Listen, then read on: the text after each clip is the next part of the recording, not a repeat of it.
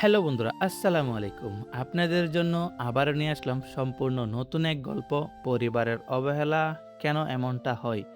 গল্পটি শুনে ভালো লাগলে ইমরান অলওয়েজ অন ফায়ার চ্যানেলটাকে সাবস্ক্রাইব করে দিয়ে আমাদের বন্ধু হয়ে পাশে থাকুন। ধন্যবাদ। তো চলুন শুরু করা যাক। আমি বাড়ির পেছনের গেট দিয়ে প্রবেশ করছি, কেননা আজ বাড়িতে অনুষ্ঠান। বড় ভাইয়া সজলের বিয়ে হয়েছে আজ দিনে, কিন্তু আমি রাতে এসেছি। পেছনের গেট দিয়ে আসার একটা কারণ আছে। আমি আসার আগে আব্বু ফোন দিয়ে বলেছিল ভুলেও যেন আমি সামনের গেট দিয়ে প্রবেশ না করি। আমার বাড়িতে একমাত্র বড় ভাই আমাকে ভালোবাসেন, আর সবাই আমাকে শুধু অবহেলাই করেন। পরিচয় দেওয়া যাক তাহলে আপনাদেরকে। আমি ইমরান, বাংলাদেশ সেনাবাহিনীতে চাকরি করি। এবার বাড়িতে এসেছি শুধু ভাইয়ার কথাই। এসেছি প্রায় 9 মাস পরে। পেছন দিক দিয়ে যেই ঘরে ঢুকবো, অমনি পেছন থেকে একজন আমার ব্যাগটা টেনে ধরলো। আমি তার দিকে তাকিয়ে অবাক হয়ে গেলাম। দেখতে অনেক সুন্দর একটা মেয়ে, বলার মতো না। মেয়েটি বলল, কে আপনি? আর এখানে কি চাই? আমি চারপাশে তাকাচ্ছি আর ভাবছি কেউ না এসে কিছু জিজ্ঞেস করে বসে। মেয়েটি আবারও বলল, কিছু বলছেন না কেন? কে আপনি? বুঝেছি, চুরির ধান্দা, তাই না? আমি বললাম, জি না, এসব কিছুই না। মেয়েটি বলল, তাহলে কি প্রেমিক পুরুষ? আমি বললাম, ছি ছি ছি, তাও না। মেয়েটি বলল, তাহলে কে আপনি মশাই? আমি বললাম, আপনি কে? মেয়েটি আমাকে বলল, আমাদের বাড়িতে দাঁড়িয়ে আমাকে জিজ্ঞেস করছেন আমি কে? আমি আবারও জিজ্ঞেস করলাম, আপনাদের বাড়ি মানে? এটা তো ইমরানের বাড়ি। মেয়েটাই জিজ্ঞেস করলো, ইমরানকে? আমি বললাম, সজলকে চিনেন? সজল আমার বড় ভাইয়ের নাম। মেয়েটি বলল, হুম, উনি আমার দুলাভাই হন। আমার আর বুঝতে বাকি রইল না যে কনে বাড়ির লোকেদের কাছে আমার কথা বলা হয়নি, তাই আমি আর পরিচয় দিতে চাই না। মেয়েটি আবারও বললেন, কি বলছেন না তো, কে আপনি? আমি বললাম, আমি এই বাড়ির কাজের লোক। মেয়েটি বলল, কাজের লোক তো পেছন গেট দিয়ে ঢুকছেন কেন? আমি বললাম, সাহেব আমারে গতকালকে আসার কথা বলেছিল, আমি আসতে পারি নাই, তাই এখন ভয়ে পেছনের দরজা দিয়ে ঢুকতেছি। মেয়েটি বলল, বাব্বা, এত ভয় পান আপনি আপনার মালিককে? আমি বললাম, আসলে ছোটবেলা থেকে এখানে ভয় তো কিছুই হয়। মেয়েটি বলল, আচ্ছা যান যান, ভেতরে যান। আমি চুপচাপ এখান থেকে কেটে পড়লাম।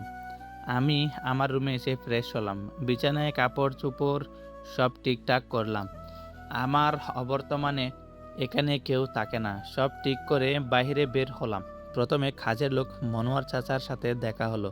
তিনি আমায় দেখে মহা খুশি। তিনি দৌড়ে রান্নাঘরের দিকে গেলেন আম্মুকে খবর দিতে। আমি তার পেছন পেছন গিয়ে রান্নাঘরের সামনে দাঁড়ালাম। মনোয়ার চাচা আম্মুকে বলল, মা, ছোট সাহেব আসছেন। আম্মুর হাসি মুখ নিমিষেই উধাও হয়ে গেল। আমার বুঝতে বাকি রইল না আমার আশায় মা খুশি নন। আম্মু বলল, মনোয়ার শোনো, তোমার ছোট সাহেবের খাবারটা একেবারে তার ঘরে দিয়ে এসো। মনোয়ার চাচার মুখ কালো করে চলে এসেছেন। আমি চলে যাচ্ছি দ্বিতীয় তলার দিকে। বাবাকে দ্বিতীয় তলায় পেলাম। আমি সালাম দিলাম। সালাম শুনতেই আমার দিকে অবাক চোখে তাকালেন। আমাকে দেখে স্বাভাবিক হবার চেষ্টা করছেন। চারিদিকে চোখ বুলিয়ে বললেন, কেউ আসতে দেখেছে? আমি বললাম, হ্যাঁ, একটা মেয়ে। বাবা বলল, তুমি তাকে কি বলেছ? আমি বললাম, আমি তাকে বলেছি আমি এ বাড়ির চাকর। বাবা বলল, আচ্ছা, তা এসেছ কতক্ষণ? আমি বললাম, এই 4 ঘন্টা হবে। বাবা বলল, সবেমাত্র এলে, এখনই বের হয়েছ? যাও, ঘরে যাও। আমি বললাম, বড় ভাইয়ের সাথে দেখা করে যাচ্ছি। বাবা বলল, ঠিক আছে, যাও। আমি বাবার কাছ থেকে চলে আসলাম।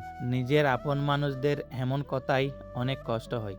এইসব ভাবতে ভাবতে হাঁটছিলাম। পেছন থেকে ভাইয়ের কণ্ঠ ভেসে আসলো। ভাইয়া পেছন থেকে ডাক দিয়ে বলল, কি কমান্ডার সাহেব, কেমন আছেন? আমি বললাম, ভালো, তুমি? ভাইয়া বলল, এই তো ভালো। আব্বু আম্মুর সাথে দেখা হয়েছিল? আমি বললাম, আব্বুর সাথে কথা হয়েছে, আর আম্মুর কাছে যাওয়া যায় নাই। ভাইয়া বলল, চল আমার সাথে তোর ভাবিকে দেখবি। আমি বললাম, না ভাইয়া, কাল দেখব। ভাইয়া বলল, কাল দেখবি কেন, আব্বু কিছু বলেছে? আমি বললাম, আব্বু আর কি বলবে, সবই আমার ভাগ্যে লেখা ছিল। ভাইয়া বলল, কি করবি বল? আচ্ছা চল, রাত অনেক হয়েছে, খেয়ে নিই। আমি বললাম, না ভাইয়া, তুমি খেয়ে নাও, আমি পরে খাবো। ভাইয়া বলল, আম্মু আবার টেবিলে খাবার খেতে নিষেধ করেছে, তাই না? আমি বললাম, সবই তো তোমরা জানো। ভাইয়া বলল, আমিও আজ টেবিলে খাবো না। আমি বললাম, না ভাইয়া, এ হয় না। ভাইয়া বলল, কি হয় না? সবই হয়। আমি বললাম, ভাইয়া, এখানে অনেক মেহমান আছেন। ভাইয়া বলল, তো কি হয়েছে? আমি বললাম, বাবা মায়ের সম্মান। ভাইয়া বলল, দরকার নেই এমন সম্মানের। আমি বললাম, তুমি যদি টেবিলে না যাও আর আমি বাড়িতে আসবো না। ভাইয়া বলল, এ বাড়ি তোর, তুই আসলে আসবি, না আসলে নাই। আমি বললাম, বলছো তো এটা? ভাইয়া বলল, হ্যাঁ। আমি বললাম, তাহলে আজই আমি চলে যাব। ভাইয়া বলল, কি বলছিস? আমি বললাম, হ্যাঁ, চলে যাব। ভাইয়া বলল, যাস নে ভাই। আমি বললাম, তাহলে আমার কথায় রাজি? ভাইয়া বলল, আচ্ছা। আমি বললাম, আমার আর একটা কথা আছে। ভাইয়া বলল, কি? আমি বললাম, তুমি আমার পরিচয় দিবে না, আমি এখানকার চাকর। ভাইয়া বলল, কি বলছিস এসব? আমি মানতে পারবো না। আমি বললাম, আব্বু যদি মানতে পারে তাহলে তুমি কেন মানতে পারবে না ভাইয়া? ভাইয়া বলল, কি, আব্বু বলেছেন নাকি? আমি বললাম, না, আমি আব্বুকে বলেছি। ভাইয়া বলল, তুই বলেছিস আর আব্বু তা মানলো? আমি বললাম, হ্যাঁ। ভাইয়া বলল, আমি মানবো, তবে আমার একটা কথা রাখতে হবে। আমি বললাম, কি কথা? ভাইয়া বলল, তুই আমার সঙ্গে ওদের বাড়িতে যাবি। আমি বললাম, আচ্ছা। আমি ভাইয়ার কাছ থেকে বিদায় নিয়ে চলে আসলাম আমার রুমে।